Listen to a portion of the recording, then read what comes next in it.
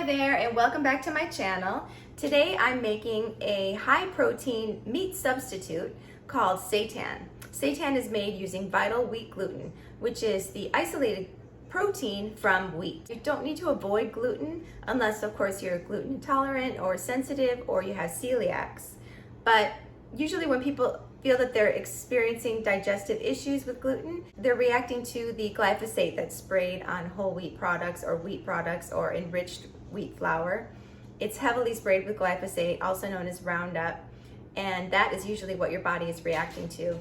So if you buy some organic wheat gluten flour, you can avoid that and you'll get a very high protein, low fat, low calorie meat substitute that tastes amazing. So I'm going to show you how to make it. I'm going to start with some beans. You can use any beans in this recipe. I have organic garbanzo beans. You're going to use the can of beans and the liquid, which is called aquafaba. Aquafaba is the liquid that beans are cooked in. I'm just going to put the whole thing in my food processor. This is about a 1/4 cup of water, a teaspoon of better than bouillon, or you could use a vegetable broth powder. I'm going to add a tablespoon of garlic powder, a tablespoon of onion powder, a teaspoon of salt. I'm going to use garlic salt, and fresh ground black pepper. I'm going to blend this up until it's nice and smooth. Okay, that's nice and smooth. Now I'm going to add 2 cups of vital wheat gluten to the food processor and blend it just until it's combined.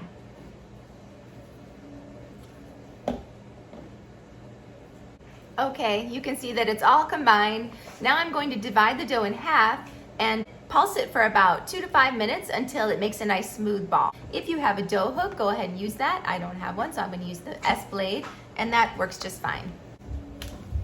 Okay, you can see each ball is nice and smooth now, nice and compact. I'm just going to wrap each one in some parchment paper. I just have a pot of water with a steamer basket in there on the stove. I'm going to put the packets in there. And steam them for 45 minutes on each side with the lid on. All right, our seitan is completely cooled. I steamed it for almost 2 hours, 1 hour on each side, or at least 45 minutes on each side. You really can't over steam it, so it's kind of it's an easy recipe. And you can see that it's nice and compact. It kind of looks maybe like a chicken breast or something like that. But when I break it open, you can see it's got like a meaty texture to it.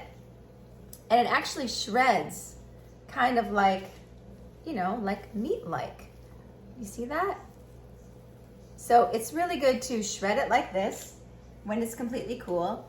And then you'll have these sort of chicken shreds. You can add them to a stir fry. You put some barbecue sauce on them, have them over a salad, or they're just delicious just like they are.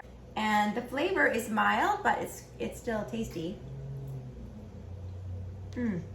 You saw how easy it was to make seitan at home. You don't have to buy it. I feel like the stuff in the store is really gummy and gross. I don't really like it, but I love the flavor of this. I love the mild flavor. I love how versatile it is. I love how high in protein and low in fat. And my kids love this. My husband loves this. There's a lot I can do with this, and it really has a meaty texture that sometimes I miss. So I hope you guys try this recipe. Make sure you subscribe if you haven't already, and I'll see you in the next video.